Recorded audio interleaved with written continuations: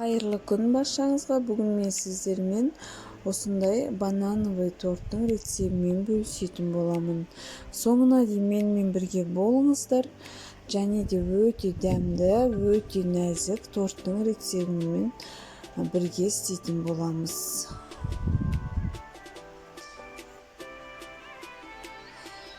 Биз эң алдымен сары уузубуз менен ак уузубузду бөлүп аламыз.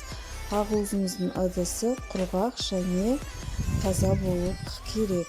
Кантыбызды 2 бөлүп миксерлейтин боламыз.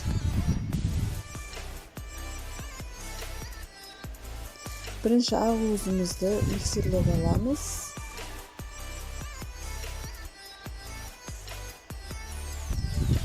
Мына миксерлеп болдук. Енді бұны шетке алып, сары уузубузду канты эригенче миксерлейтин боламыз. Буга сүйүк майыбызды косуп, және аздап аралаштырып жиберемиз. Сосын сүтүбүздү куябыз. Сүттүн температурасы маңызды эмес, салкын болсо да болот.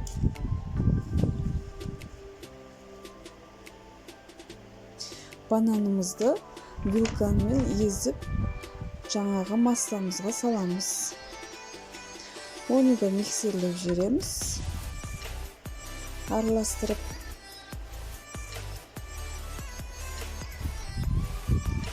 Унумузга 1,5 касык разрыхитель салып, ситадан өткүзүп,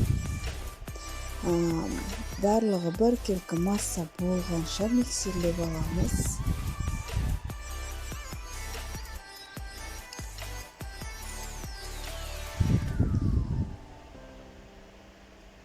Міне менде барлығы биркелки масса шықты осындай сары ууздан. Енді буган ак уузубузду жаймендеп салып, астынан үстүнө карай аралаштырамыз. Истериңизде болсо миксерлөөгө болмайды. Эгер катты миксерлеп жиберсеңиздер, бул көтөрүлмөй калады.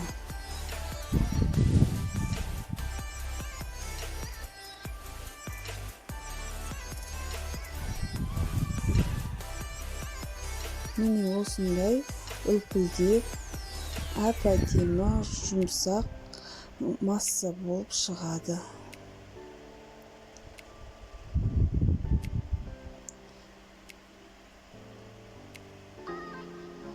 Енді бұны мен 2 бөліп пісіріп аламын. Менде форма 22 сантиметрлік. Осыған теңде 2 бөліп пісіріп алатын боламын.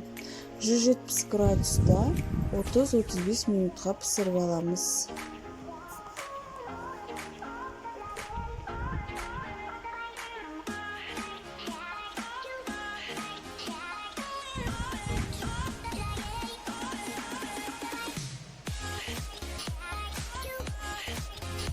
Міне менде корждарым дайын болды. 2 коржында жұмсақ, өте нәзік, әдемі корждар шықты.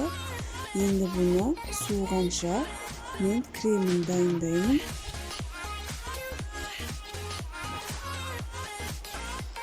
$500 грамм сливкімізді алып, миксерлейміз. Оған біз қант ұнтағын саламыз.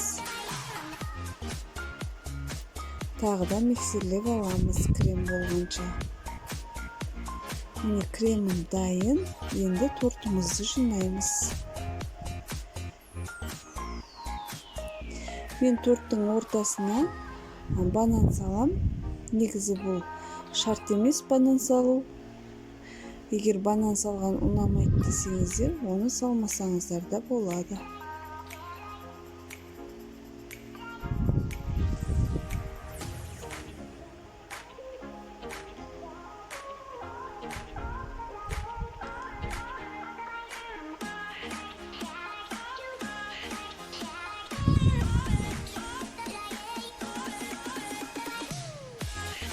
Бананның бетінен жұқа қылып тағы да крем жағамын.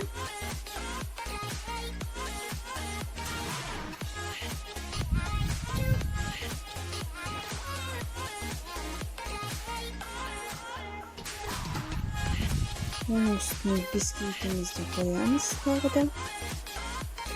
Енді тегістеп бүкіл жеріне крем жағып шығамын.